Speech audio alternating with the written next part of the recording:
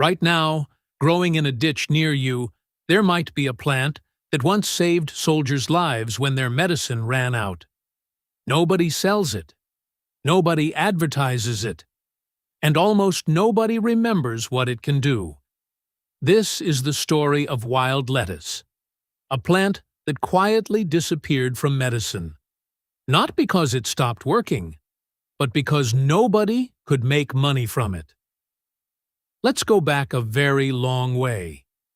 In ancient Egypt, over 3,500 years ago, healers wrote about a plant they called lettuce of the gods. When you cut its stem, a milky white liquid oozed out, almost like sap from a wounded tree. People noticed something strange about that liquid.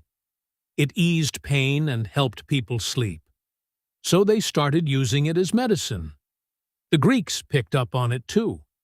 Around 430 BC, the father of medicine himself, Hippocrates, was already writing about it.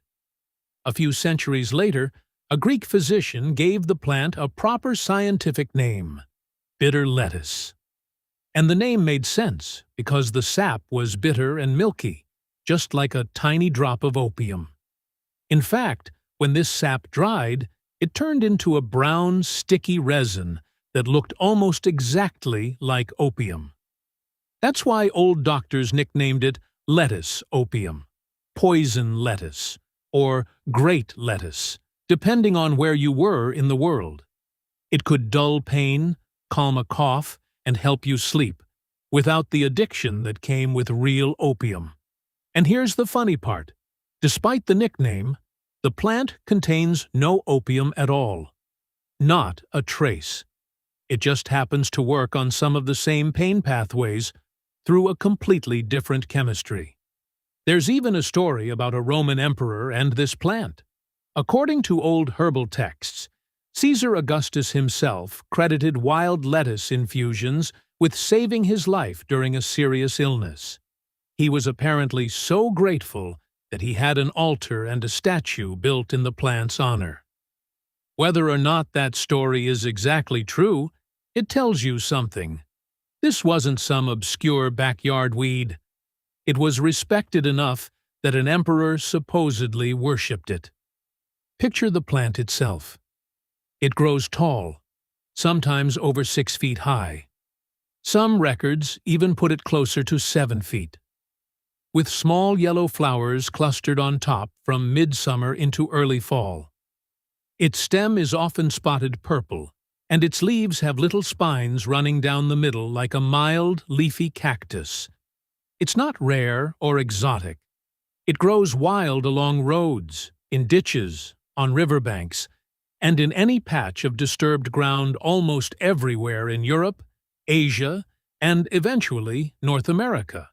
Today you can still find it growing in places as different as Iran, Austria, France, Germany, Scotland, and across the United States, from California to Washington, D.C. Here's something most people don't know. Wild lettuce is actually a close cousin of the lettuce sitting in your fridge right now. They're both in the same plant family. Your garden salad lettuce was actually bred over centuries from wild ancestors like this one, selected to be milder and less bitter. So in a strange way, every time you eat a Caesar salad, you're eating a domesticated, watered-down descendant of a plant that once numbed pain on Civil War battlefields. It's also worth knowing that wild lettuce isn't the only species that does this. Two close relatives, prickly lettuce, and a plant sometimes called blue lettuce, produce a similar milky latex, and in some cases, their sap has been described as even more potent than the classic wild lettuce. Herbalists warn, though, that these plants have lookalikes that don't have the same effects, so anyone foraging needs to be completely sure of the identification, checking for things like fine hairs along the underside of the leaf's central rib, before harvesting anything. By the mid-1700s, wild lettuce was already a well-known painkiller and sedative in European folk medicine, and by the late 1700s, it had made its way into American medicine cabinets. Doctors prescribed it.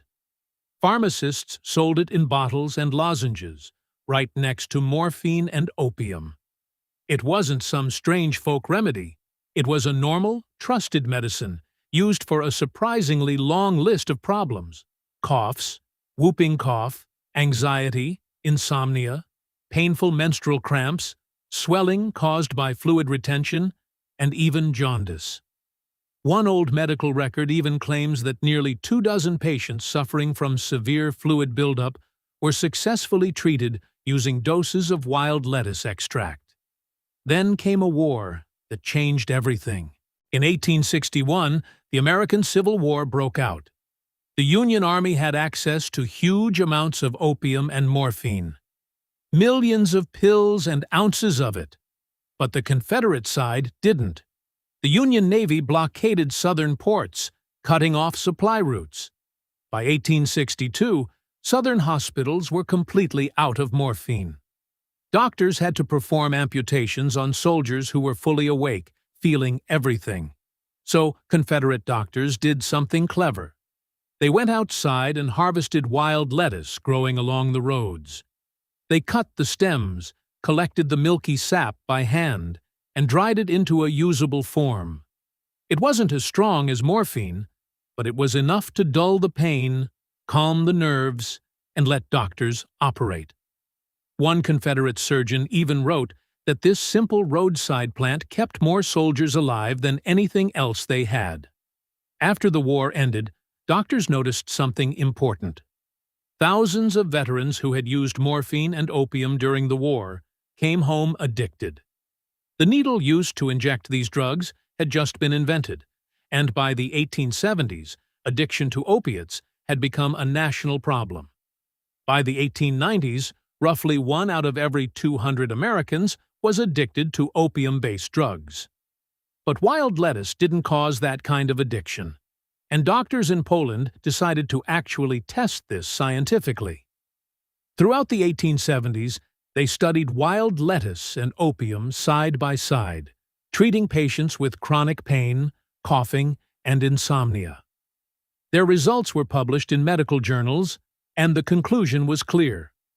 Wild lettuce was weaker than opium, but it didn't cause the same addiction, the same breathing problems, or the same dangerous side effects. In some cases, it actually worked better. By 1898, wild lettuce had earned an official spot in the United States Pharmacopoeia, the country's approved list of real medicines, right alongside morphine and aspirin. A few years later, in 1911, researchers working with the Pharmaceutical Society of Great Britain isolated the 2 main active chemicals in the plant, and British medical guides began listing wild lettuce as a safe option for people who couldn't take stronger drugs like opium. For over 100 years, this was simply accepted medical fact. Wild lettuce worked, and it was safe. So what happened to it? In the early 1900s, medicine started to change in a big way. Scientists discovered how to build medicines from scratch in a lab, instead of relying on plants. This gave us huge breakthroughs: penicillin, modern antibiotics, synthetic painkillers like aspirin, and later, Tylenol. These new lab-made drugs cured diseases that used to kill millions of people. That part of the story is genuinely amazing. But there was a catch. A lab-made drug could be patented. That means a company could own the rights to it, control who makes it, and charge whatever price they wanted for years, sometimes decades. A wild plant growing for free in a ditch? Nobody can own that. Nobody can patent a weed. So there was no company willing to spend the money proving, over and over with modern science, what doctors had already known for 100 years. At the same time, the government started requiring strict, expensive testing for any medicine to stay on pharmacy shelves. That process cost huge amounts of money. Money that only made sense to spend if you could then sell the drug exclusively and make a profit. Wild lettuce couldn't offer that. Nobody stepped up to fund the research. Then, in 1944, a single study came out claiming that wild lettuce simply didn't work, that its pain-relieving effects were basically imaginary. That one study was enough. Doctors stopped prescribing it, pharmacies stopped stocking it. Within a generation, most doctors had never even heard of it. Here's the interesting twist. Later scientists figured out why that 1944 study got it wrong. The active ingredients in wild lettuce sap breaks down quickly once they're dried and stored for a long time. So old, shelf-stored products really didn't work well anymore, but that didn't mean the plant itself was useless. Fresh sap, used soon after harvesting, still worked just fine. Nobody bothered to correct the mistake, though. The plant had already been forgotten. Meanwhile, a massive industry grew up in its place. Today, the global pain relief market is worth about $80 billion a year. Billions of aspirin tablets are swallowed every single year around the world. Companies built entire empires selling manufactured painkillers. And while these drugs have genuinely helped people, they also came with real problems. Stomach bleeding from ibuprofen, liver damage from too much Tylenol, and, most seriously, an opioid addiction crisis that still kills around 100,000 Americans every year. So people started looking for safer alternatives. And, without much attention, wild lettuce started quietly making a comeback. In the 1970s, young people looking for a legal alternative to marijuana rediscovered old herbal books describing lettuce opium. They started drying the leaves and smoking or brewing them. It was much weaker than marijuana, but it was completely legal, because the government had never bothered to ban a roadside weed. That small revival caught the attention of real scientists who wanted to know exactly what was in this plant and how it worked. It turns out wild lettuce sap is a genuinely complex little chemical cocktail. It contains compounds called lactucin and lactucopacrin, which are the main pain-killing and sedative ingredients, along with flavonoids, coumarins, and a compound called N-methyl-beta-phenethylamine. In 2005, researchers at the University of Arizona tested lactucin and lactucopacrin on mice and found they relieved pain about as well as ibuprofen. Then, in 2021, a newer study figured out how it actually works in the body. Lactucin acts on what's called an adenosine receptor, calming down pain signals through a completely different pathway than opioids use, meaning no addiction risk and no dangerous effect on breathing. Lactucopacrin, meanwhile, was found to act on an enzyme linked to nerve signaling, which is the same general target used by some Alzheimer's medications. That's led some researchers to wonder whether this plant might do more than just relieve pain. It might also have a role in protecting brain function. So today, you actually can buy wild lettuce products. Tinctures, dried leaves, capsules sold as natural sleep aids. But there's a catch. Because nobody regulates it the way they regulate real medicine, quality varies wildly from one product to another. Some bottles barely contain any of the active ingredients at all. Some are mislabeled, using a similar-looking plant instead of the real thing. The old-school knowledge of how to harvest and prepare it properly mostly died out, along with the pharmacists who used to sell it. And that's really the heart of this story. Wild lettuce didn't disappear because it failed. It disappeared because it couldn't be turned into a product with a repeat customer and a locked-in profit margin.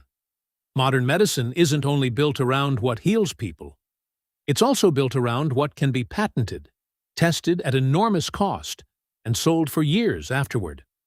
A free plant growing in a ditch simply doesn't fit that system, no matter how well it works. To be clear, this isn't some evil conspiracy story. Modern medicine has done incredible things. It's saved millions of lives, cured diseases that used to be a death sentence, and made surgery painless. That part deserves real credit. But it's also true that some good, simple, effective remedies got left behind along the way. Not because science proved them wrong, but because there was no financial reason to keep studying them. Wild lettuce is still out there.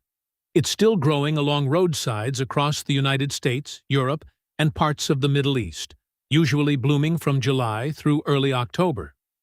It's completely legal to grow, pick, and use, because it was simply never banned or scheduled by any government agency. A few herbalists, foragers, and small companies still work with it, still cutting stems in late summer when the sap runs thick, drying it into resin, or steeping the leaves into tea, the same way people did 2,000 years ago.